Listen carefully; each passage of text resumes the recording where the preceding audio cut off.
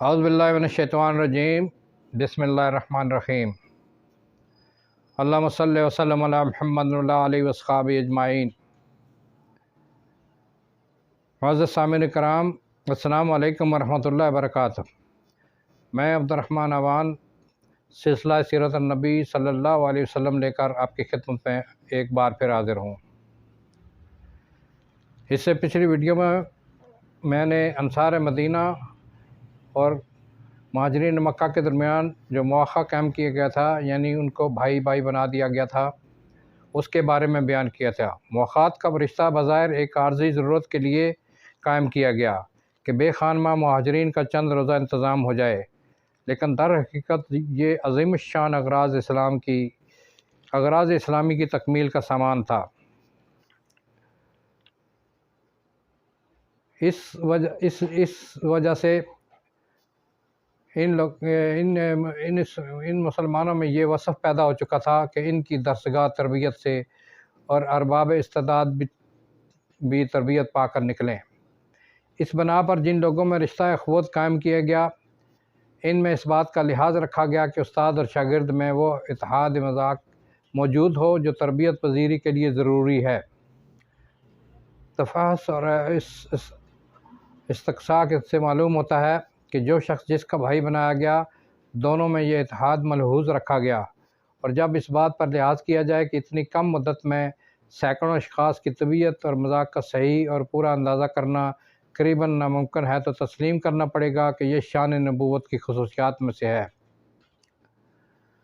حضرت سعید بن زید عشرہ مبشرہ میں ہیں، اور ان کے والد زید حضرت صلی اللہ علیہ وسلم کی بعثت سے پہلے ملت ابراہیمی کے پیرو ہو چکے تھے اور گویا اسلام کے مقدمہ الجیش سے تھے۔ حضرت سعید نے انہی کے دامن تربیت میں پرورش پائی تھی، اس لیے اسلام کا نام سننے کے ساتھ ہی انہوں نے لبیک کہا۔ ان کی ماں بھی ان کے ساتھ یا ان سے پہلے اسلام لائیں۔ حضرت عمر رضی اللہ تعالیٰ عنہ انہی کے گھر میں ان کی ہی ترغیب سے اسلام کی طرف مائل ہوئے۔ علم و فضل کے لحاظ سے فضلائے صحابہ میں تھے۔ ان کی اخوت حضرت ابی بن کعب سے قائم کی گئی، جنہوں نے یہ مرتبہ حاصل کیا کہ حضرت عمر رضی اللہ تعالیٰ عنہ ان کو سید المرسلین کہتے تھے۔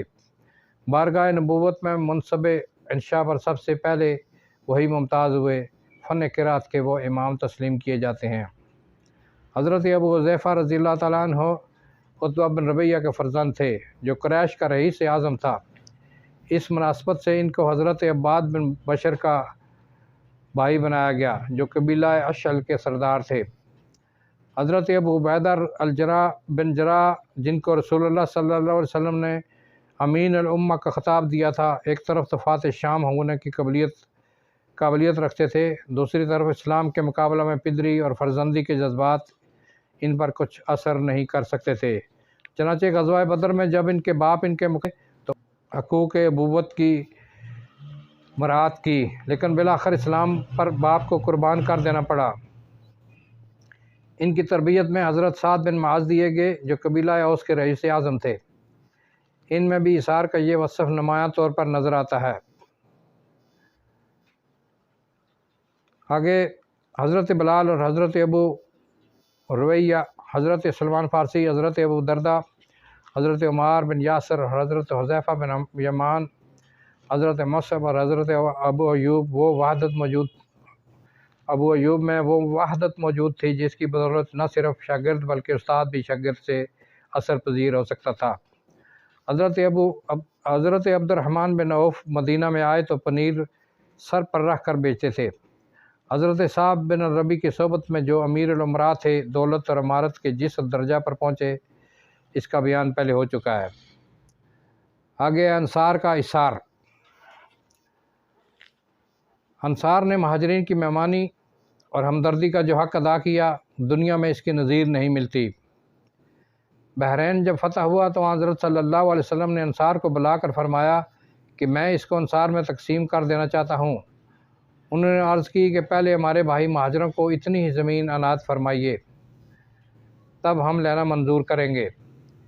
ایک دفعہ ایک فاقہ زدہ شخص حضرت صلی اللہ علیہ وسلم کی خدمت میں آیا تو سخت بھوکا ہوں، کہا کہ سخت بھوکا ہوں۔ آپ صلی اللہ علیہ وسلم نے گھر میں دریافت فرمایا کہ کچھ کھانے کو ہے؟ جواب آیا کہ صرف پانی۔ آپ نے حاضرین کی طرف مخاطب ہو کر فرمایا کوئی ہے جو ان کو آج اپنا مہمان بنائے؟ حضرت ابو طلحہ رضی اللہ تعالیٰ عنہ نے عرض کیا میں حاضر ہوں۔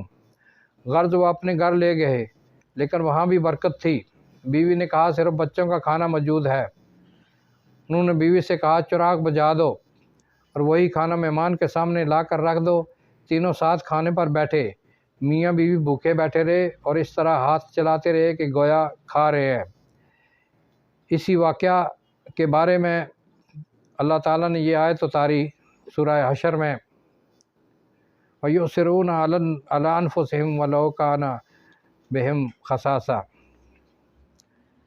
ترجمہ، اور گو ان کو خود تنگی ہو تاہم اپنے اوپر دوسروں کو ترجیح دیتے ہیں۔ صفا اور اصحاب صفا۔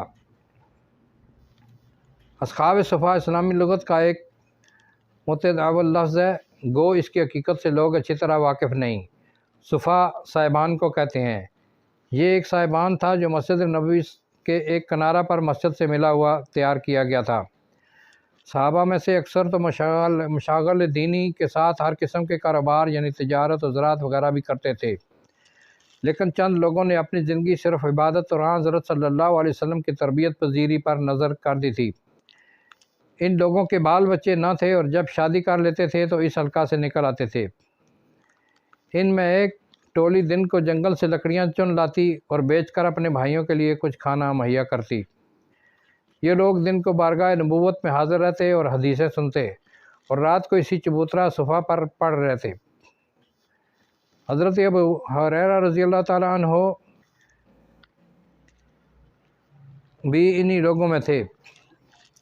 ان میں سے کسی کے پاس چادر اور تہمت دونوں چیزیں کبھی ساتھ مہیا نہ ہو سکی۔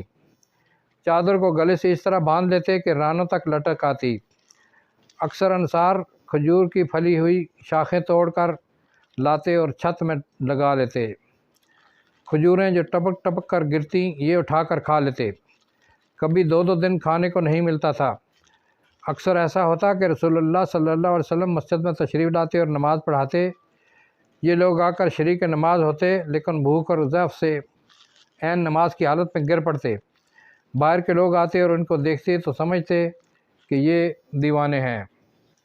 حضرت صلی اللہ علیہ وسلم کے پاس جب کہیں سے صدقہ کا کھانا آتا تو سالم ان کے پاس بھیج دیتے، اور جب دعوت کا کھانا آتا تو ان کو بلا لیتے اور ان کے ساتھ بیٹھ کر کھاتے۔ اکثر ایسا ہوتا کہ راتوں کو حضرت صلی اللہ علیہ وسلم ان کو مہاجرین اور انصار پر تقسیم کر دیتے، یعنی اپنے مقدور کے موافق ہر شخص ایک ایک 2 کو اپنے ساتھ لے جائے اور ان کو کھانا کھلائے۔ حضرت سعد بن عبادہ رضی اللہ تعالیٰ عنہ نہایت فیاض اور دولت مند تھے۔ وہ کبھی کبھی 80 مہمانوں کو اپنے ساتھ لے کر جاتے۔ حضرت صلی اللہ علیہ وسلم ان لوگوں کا اس قدر خیال رکھتے تھے کہ جب ایک دفعہ حضرت صلی اللہ علیہ وسلم سے حضرت فاطمہ زہرا رضی اللہ تعالیٰ عنہا نے درخواست کی کہ میرے ہاتھوں میں چکی پیستے پیستے نیل پڑ گئے ہیں، مجھ کو ایک کنیز عنایت ہو، تو فرمایا کہ یہ نہیں ہو سکتا کہ میں تم کو دوں اور صفا والے بھوکے رہے۔ راتوں کو عموماً یہ لوگ عبادت کرتے اور قرآن مجید پڑھا کرتے۔ ان کے لیے ایک معلم مقرر تھا، اس کے پاس جا کر پڑھتے۔ اسی بنا پر ان میں سے اکثر قاری کہلاتے تھے۔ دعوت اسلام کے لیے کہیں بھیجنا ہوتا تو یہ لوگ بھیجے جاتے تھے۔ غزوہ معونہ میں انہی میں سے 70 آدمی اسلام سکھانے کے لیے بھیجے گئے تھے۔ ان کی تعداد گھٹتی اور بڑھتی رہتی تھی۔ کل مجموعی تعداد 400 تک پہنچی تھی، لیکن کبھی ایک زمانوں میں اس قدر تعداد نہیں ہوئی، نہ صفحہ میں اس قدر گنجائش تھی۔ ان لوگوں کا مفصل حال ابن العربی احمد بن محمد البصری المتوفی 304 نے ایک الگ تصنیف میں لکھا ہے۔ تو میں آج کی ویڈیو یہیں پر ختم کرتا ہوں۔ السلام علیکم ورحمۃ اللہ وبرکاتہ۔